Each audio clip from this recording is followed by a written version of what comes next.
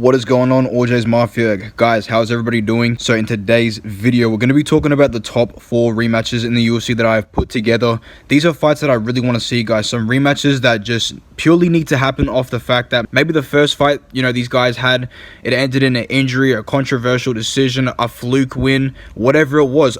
Maybe it was a really fun fight we just have to see again, guys. These are my top 4 fights that I really want to see in the UFC. Guys, if there's any fights that I have missed, let me know down in the comments below. But UFC 296 will be taking place this weekend, guys, so I will bring out my predictions very soon. But until then, let's get right away into it. We're going to start off in the flyweight division, all right? Brandon Royval versus, maybe not today, maybe not tomorrow, but one day, I promise, Brandon Moreno. Now listen, guys, you can't tell me that you don't want to see this fight, all right? Because probably you didn't even see it happen. When these two fought each other for the first time, it was back in 2020, and pretty much what happened was this fight ended in the first round with Brandon Royval suffering an elbow injury. I think he dislocated his shoulder or some shit like that. Not good. But ever since then, Brandon Moreno has gone on to fight Deiveson Figueiredo 4 times, and not only that, but win the belt 2 times in that quadrilogy. Brandon Royval, on the other hand, you know what I mean? I think he lost another fight after this to Alexandre Pantoja.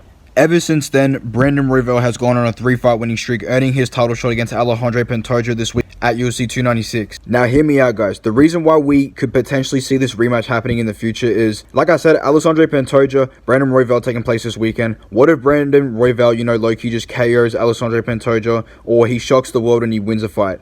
Because next year in February, Amir Albazi versus Brandon Moreno, guys, will be taking place in the co-main event of a UFC Fight Night Mexico card in February 2024. So, guys, hear me out. If Alexandre Pantoja, somehow loses to Brandon Royval this weekend, Royval is the new flyweight champion of the UFC, and Brandon Moreno is able to beat Amir Albazi, I don't see why we don't run this rematch sometime in the middle of next year, maybe International Fight Week. I don't see Royval beating Pantoja, if I'm going to be honest with you guys, this weekend. I will say this, we need to see this rematch happen, all right? This is unfinished business. Like I said, it's the battle of the Brandons. Who doesn't want to see the battle of the Brandons, blood? If this rematch was not able to happen in the future, guys, I feel like we would get blatantly robbed, all right? This is must-watch TV, which is why I need Brandon Royval versus Brandon Moreno 2. If everything goes to plan, like I said. The second rematch that I need to see, guys, on this list, all right? Now, don't click off the video yet, because it's going to get, pay-per-view wise, it's going to drop a lot. But listen, I need to see Balal Muhammad versus Leon Edwards at welterweight. Guys, the rematch needs to happen now. If you guys know what happened in their first fight, Balal Muhammad got poked in the eye really badly. This fight ended in a no contest.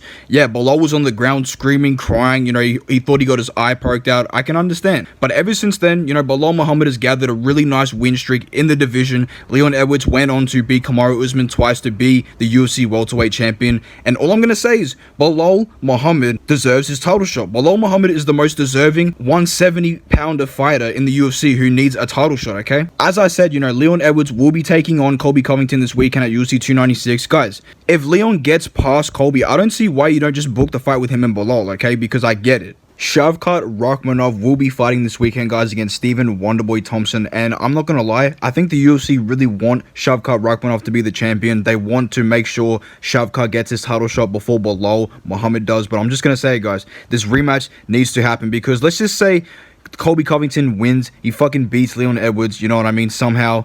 All I'm going to say is Colby Covington will not defend the belt if he wins this weekend. I don't see him defending the belt for like another 8-10 months next year until, late next year. So why not just make Balal Muhammad versus Leon Edwards, all right? Because Leon Edwards, he will deserve another high-level matchup in the division. And Balal Muhammad, if you're not going to give him the title shot, just give him Leon Edwards. If he beats Leon Edwards, you just can't deny this guy anymore. And about Shavkat Rakhmonov, if worse comes to worse, they're going to make Balal Muhammad fight Shavkat Rakhmonov, which I completely disagree with.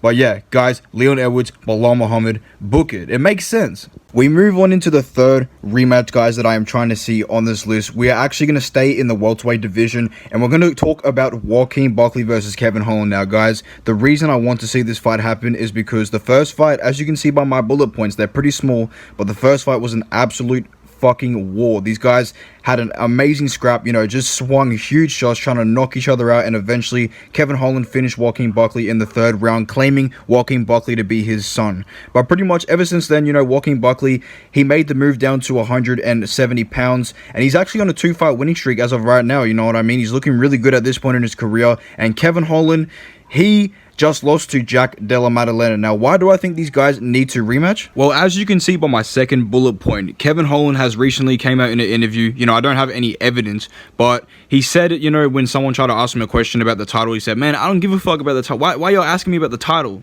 Pretty much, when you hear a fighter like Kevin Holland say, he gets pissed off at the media interviewers asking him about a title shot, getting the belt, and he sounds really angry, that can already tell you he does not want to fight for the title anytime soon. He does not care about getting the belt. He would rather get the BMF belt than actually get the UFC championship belt, which is why I think we should just see this rematch. All I'm going to say is, look, Joaquin Buckley on a 2-fight winning streak, looking really good. Kevin Holland's coming off a loss to Jack Della Maddalena.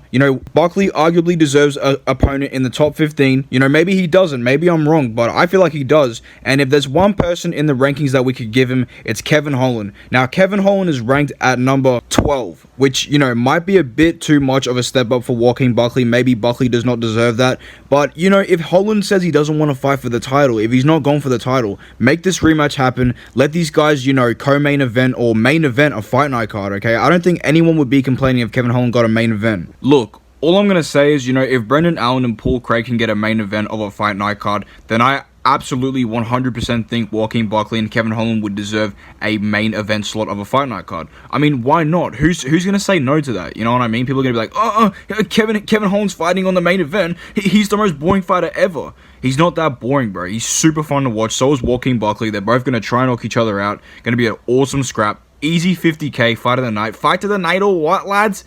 But yes, book this fight, guys, ASAP, man. Now, guys, before we get into the last rematch on this list that the UFC fans need to get back, make sure you go ahead, man. Smash the like button on this video if you haven't. Subscribe to my channel if you're new. My predictions for UFC 296 will be coming out in a couple of days. But, guys, we're going to be talking about the most anticipated rematch that needs to happen in the lightweight division, all right?